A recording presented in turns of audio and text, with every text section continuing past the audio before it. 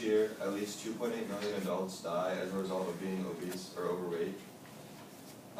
That's a huge number if you think about it, because there's between 7 and 8 billion people in the world, and 2.8 million people dying from obesity. That's about 2.5% each year dying from that. A large number of those people dying from obesity are because they have a poor diet or they're not exercising regularly. So my central idea is there are many benefits to working out and eating healthy, including a healthy body and mind. This topic was important to me personally because not necessarily like me or my immediate family, but my extended family on my dad's side generally is like pretty overweight. And like it's sad for me to see like when I go to visit them, they live in Michigan, so I wanted to like research about this and create awareness for them. My grandpa and uncle have both had heart attacks. My grandpa when he was in his 60s, and my uncle when he was in his 50s. So studies show that my dad, my brother, and I are at a very high risk to have a heart attack because our family has high cholesterol, high blood pressure. So we need to focus on like eating right and exercising, especially like eating healthy, because like fast foods and those foods, they really just like raise your blood pressure and like increase our risk for heart attacks. So there are many benefits for exercising and eating healthy, and they include that exercise controls your weight, physical activity burns calories, and the more intense the activity, the more calories burned. So something that is good to do would be to run on the treadmill or the elliptical machine in the gym. Those things are like, they're high intensity, like you can put you can incline it as much as you want to, it simulates like running up a hill. Or like obviously like you can't go to the gym every day. I mean, we have class and some of us play sports and have jobs. So if you can't go to the gym, just like little things like maybe taking the stairs instead of the elevator. And there's like a lot of excuses for the gym, like you're tired or you don't feel like it, or like especially at this school, a lot of people complain about how poor the gym is and how small it is. But I mean, if you can try to get in the gym at least 3 to 4 times a week, that'll really help you.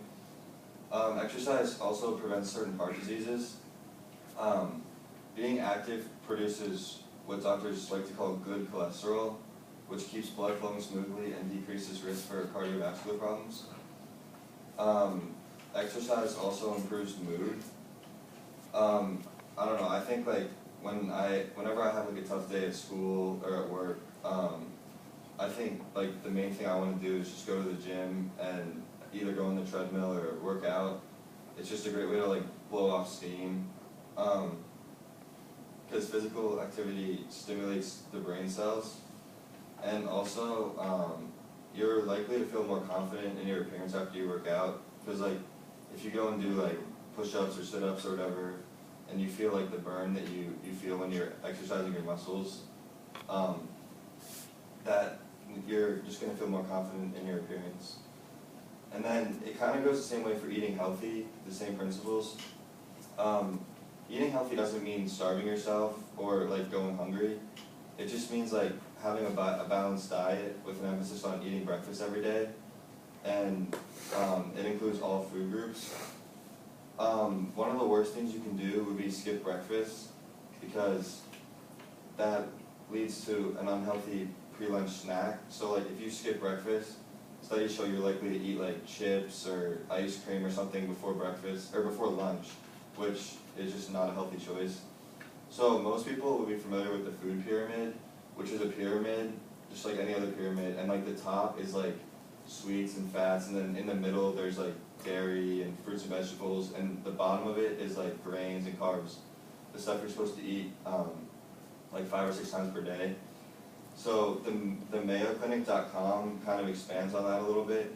It says 45 to 65% of your calories should come from carbs, 10 to 35% should come from proteins, and 20 to 35% should come from fats. And that kind of depends on like your size and your diet, like what you eat, but that's a good overall guide for you. Eating right also improves energy. eliminating excess sugars and switching to a healthy diet improves overall energy. And it kind of goes back to eating a healthy breakfast. Like if you eat a healthy breakfast, like toast or fruit, not like a donut or something, your energy will be a lot better. Like especially if you have a test in the morning, you want to get something in your stomach, so for energy. So as an athlete, it's kind of expected of us to eat healthy and definitely to exercise.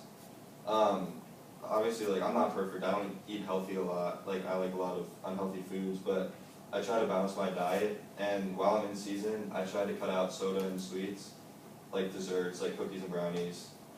So that helps me. And then personally, I really like working out and especially running.